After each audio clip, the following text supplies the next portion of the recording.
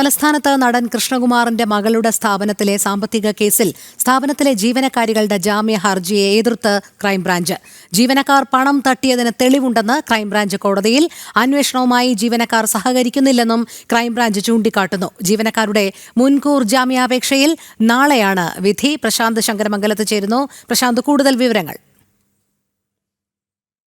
ഈ ദിയ കൃഷ്ണകുമാറിന്റെ സ്ഥാപനത്തിലെ ബി.ജെ.പി. നേതാവും നടനുമായ കൃഷ്ണകുമാറിന്റെ മകൾ ദിയ കൃഷ്ണകുമാറിന്റെ സ്ഥാപനത്തിലെ ക്രമക്കേടുമായി ബന്ധപ്പെട്ട സാമ്പത്തിക ക്രമക്കേടുമായി ബന്ധപ്പെട്ട വിഷയത്തിലാണ് 2-3 ജീവനക്കാർക്കെതിരെ പോലീസ് അന്വേഷണം തുടങ്ങുന്നത്. ഈ അന്വേഷണം ക്രൈംബ്രാഞ്ചിലേക്ക് മാറുകയും ചെയ്തിരുന്നു.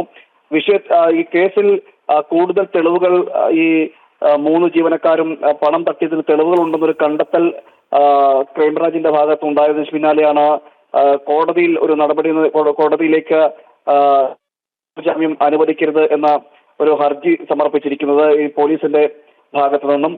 ഈ ജീവനക്കാരുടെ ഭാഗത്തു നിന്നും അന്വേഷണവുമായി ബന്ധപ്പെട്ട് സഹകരിക്കാൻ തയ്യാറാകുന്നില്ല എന്നും ക്രൈംബ്രാഞ്ച് കോടതിയിൽ പറയുന്നുണ്ട്. നാളെയാണ് ജീവനക്കാരികൾ 3 പേരും സമർപ്പിച്ച മുൻകൂർ ജാമ്യാപേക്ഷയിലെ വിധി നാളെയാണ് വരുന്നത്. തിരുവനന്തപുരത്ത് ജില്ലാ പ്രിൻസിപ്പൽ സെഷൻ കോടതിയിലാണ് ഈ കേസ് പരിഗണിക്കുന്നത്. തുടർന്ന് ഈ ജാമ്യ ഹർജി പരിഗണിക്കുകയും ചെയ്തത്. ഇതിന്റെ കൂടി അടിസ്ഥാനത്തിലാണ് മുൻകൂർ ജാമ്യം നൽകിക്കഴിഞ്ഞാൽ അത് കേസിനെ ബാധിക്കും. കൂടുതൽ ചോദ്യം ചെയ്യലടക്കം ചെയ്യേണ്ടിയിരിക്കുന്നു. 65 ലക്ഷത്തോളം രൂപ ഈ 3 ജീവനക്കാരുടെയും ബാങ്ക് അക്കൗണ്ടുകളിലൂടെ വന്നു എന്നതിന് കൃത്യമായ തെളിവുകൾ ഈ ക്രൈംബ്രാഞ്ചിന് കിട്ടിയിട്ടുണ്ട്. മാത്രമല്ല, ഇവർ പണം തട്ടിയതുമായി ബന്ധപ്പെട്ട് QR കോഡുകൾ വഴിയും അല്ലാതെയും സാമ്പത്തിക തിരിമറി നടത്തിയെന്നതിനടക്കമുള്ള തെളിവുകൾ ഇപ്പോൾ ക്രൈംബ്രാഞ്ചിന്റെ പക്കലുണ്ടെന്നാണ് ക്രൈംബ്രാഞ്ച് പറയുന്നത്. ഈ സാഹചര്യത്തിൽ ഇനി തുടർന്ന് അന്വേഷണം നടത്തണം. അതോടൊപ്പം തന്നെ ഇവരെ കസ്റ്റഡിയിലെടുത്ത് ചോദ്യം ചെയ്യലടക്കമുള്ള നടപടികളിലേക്ക് കടക്കണമെങ്കിൽ അവരെ കസ്റ്റഡിയിൽ എടുക്കേണ്ടിയിരിക്കുന്നു. അതായത് ജീവനക്കാരെ അറസ്റ്റ് ചെയ്തേണ്ടിയിരിക്കുന്നു. അതുകൊണ്ട് തന്നെ ഈ ജാമ്യം നൽകി കഴിഞ്ഞു കഴിഞ്ഞാൽ ഇത് കേസുമായി മുന്നോട്ട് പോകാൻ കഴിയില്ല എന്നടക്കമുള്ള കാര്യങ്ങൾ കോടതിയെ ബോധിപ്പിച്ചു എന്നാണ് നമുക്ക് മനസ്സിലാക്കാൻ കഴിയുന്നത്. ഇത്തരം കാര്യങ്ങൾ കൂടി, കാരണം നാളെ മുൻകൂർ ജാമ്യാപേക്ഷ പരിഗണിക്കുമ്പോൾ ഒരുപക്ഷെ മുൻകൂർ ജാമ്യം നൽകി കഴിഞ്ഞു കഴിഞ്ഞാൽ മുന്നോട്ടുള്ള സാഹചര്യം അല്ലെങ്കിൽ കേസ് അന്വേഷണം അടക്കം നീണ്ടുപോകുന്നൊരു സാഹചര്യം ഉണ്ടാകും. നിലവിൽ ഈ 3 യുവതികളും സാമ്പത്തിക ക്രമക്കേട് നടത്തിയെന്നതിന് കൃത്യമായ തെളിവ് തങ്ങളുടെ പക്കലുണ്ട്.